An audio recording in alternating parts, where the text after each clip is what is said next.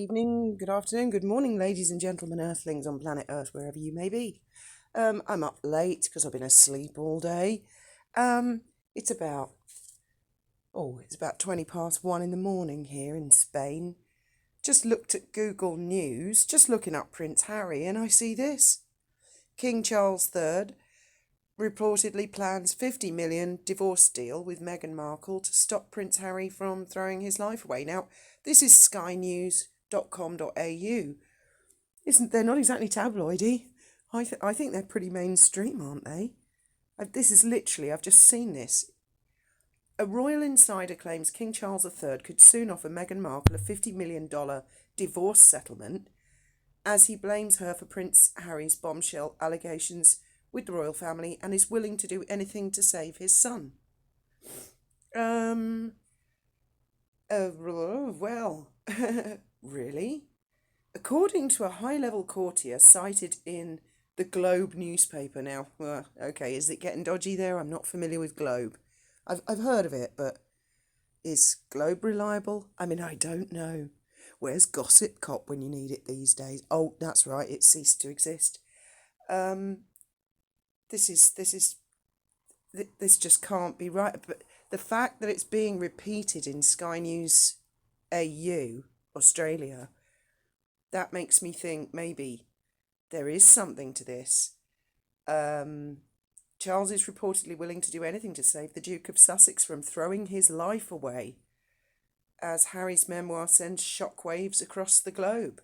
The courtier claims Charles is willing to forgive Harry for the horrifying damage he's inflicted on the royal family in the last 3 years. The monarch believes that Harry is so besotted by Meghan that he can't see he's headed for disaster and must get out. I don't disagree with Charles, but could this really be true? I mean, firstly, is there some sort of divorce settlement? As a lot of you have said, Meghan has been conspicuous by her absence lately, hasn't she? Plus, Lady C had already said she'd heard rumours that they'd separated, but she didn't know if that was them making merry doodah and causing trouble. Presumably, if they were ever to divorce, there would be a cost. But 50 million, I mean, let's just go along with this, that this is actually happening.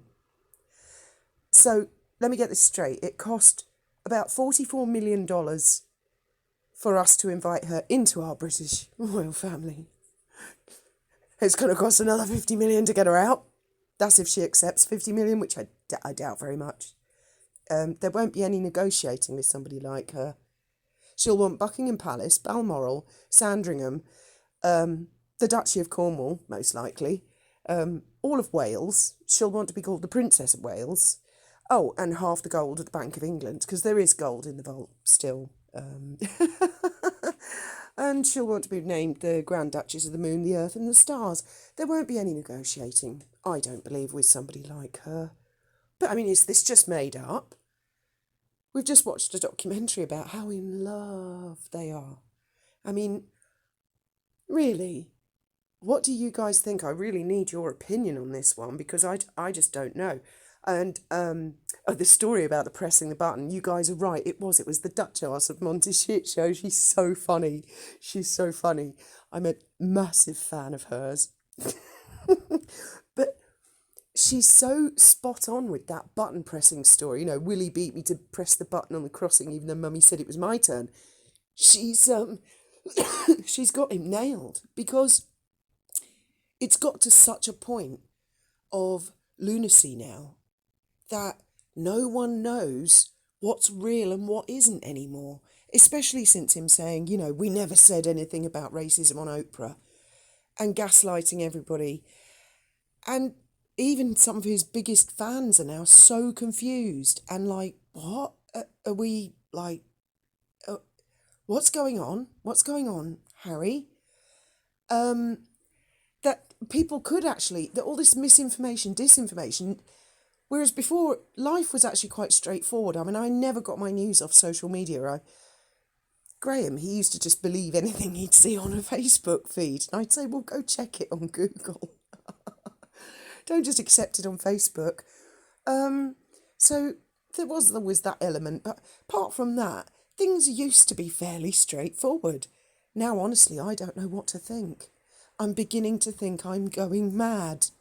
I've just watched a documentary, no less than about 4 weeks ago, wasn't it? The Netflix. They're so in love. The deepest love story. Then Harry's saying, we never said anything to Oprah about racism.